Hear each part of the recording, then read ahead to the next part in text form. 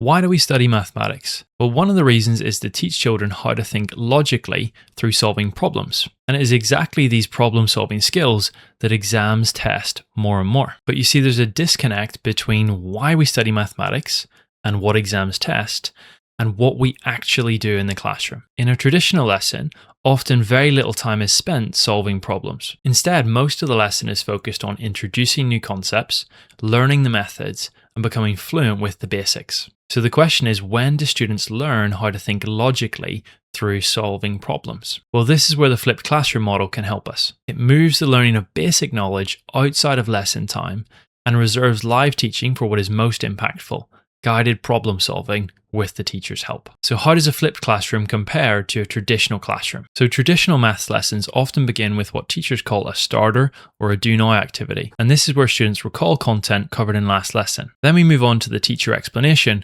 where the teacher introduces the new concepts and models some live examples. This is sometimes referred to as direct instruction. After this, we have the guided practice phase of the lesson. This is where students are still working with the teacher's support. They might be working on mini whiteboards so that the teacher can easily check for understanding. Lessons finish with independent practice, which often involves students practicing the basic methods for most of that time, with a small amount of time dedicated to problem solving. In a traditional classroom, all teaching happens in class. The focus is on method fluency, and there is often very little time for problem solving. There may be occasional problem-solving lessons, but this is not the dominant structure. So how does the flipped classroom model compare? In the flipped classroom model, the lesson begins at home with pre-lesson content. This is where students learn the basics through video and textbook explanations, followed by practice questions.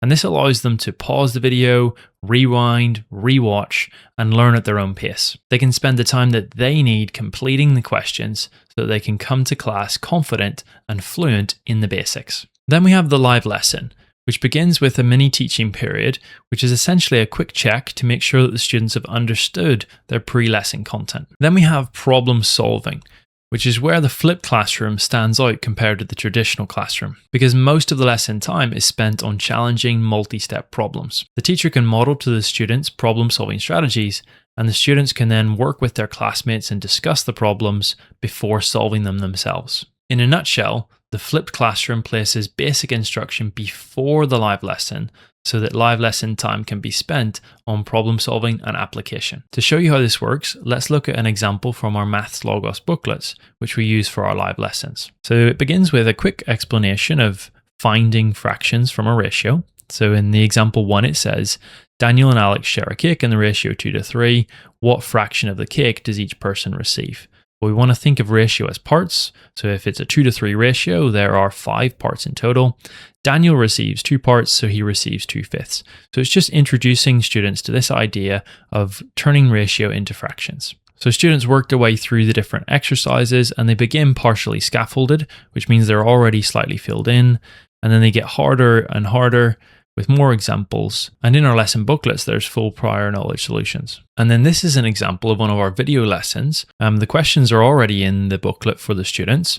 They would complete the ones on the right-hand side, but they would have watched the video to explain how to do the ones on the left-hand side.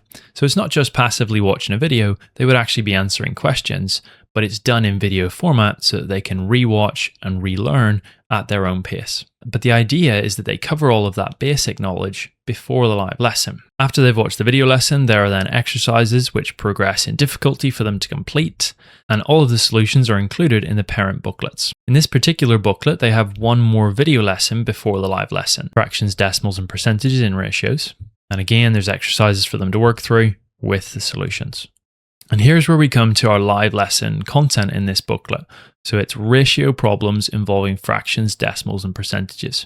So you can see that it's involving lots of different topics. It's bringing together fractions, decimals, and percentages.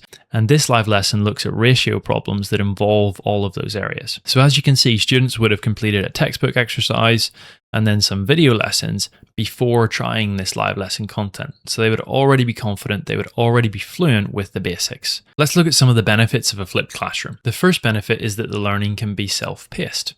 Imagine in a traditional classroom where a student has missed what the teacher said or they've just not quite understood it. There's no way for them to rewind and rewatch that content. But in the flipped classroom, they can easily do that. There's a video lesson, they can go over it again and make sure that they've understood it. When this is done correctly, students can come to the live lesson more confident because they've already seen the content. The second benefit is a better use of lesson time, because those aspects of the topic which can be covered adequately by a textbook or a video have been. So students can come to the lesson and spend that time on the problem solving, which is where the teacher has the most impact. The third benefit is better exam alignment. Exams test reasoning and application, and the flipped classroom model prioritizes exactly that skill set. But the flipped classroom model only works if the pre-learning stage is completed effectively. Otherwise, students may struggle to engage with the live lesson content. Some might say that asking children to do work before the lesson puts too much responsibility on them, but I would argue that this responsibility is actually a really good thing because it teaches them to come to the lesson prepared and it encourages them to be good stewards of their time. If you're interested in using the flipped classroom approach for your home education, then that's the approach that we use in our live lessons at Maths Logos. We have lessons launching in September 2026, and you can see if the class is a good fit for your child or not by trying our free baseline assessment. The link for that is in the description of the video. Thank you for watching.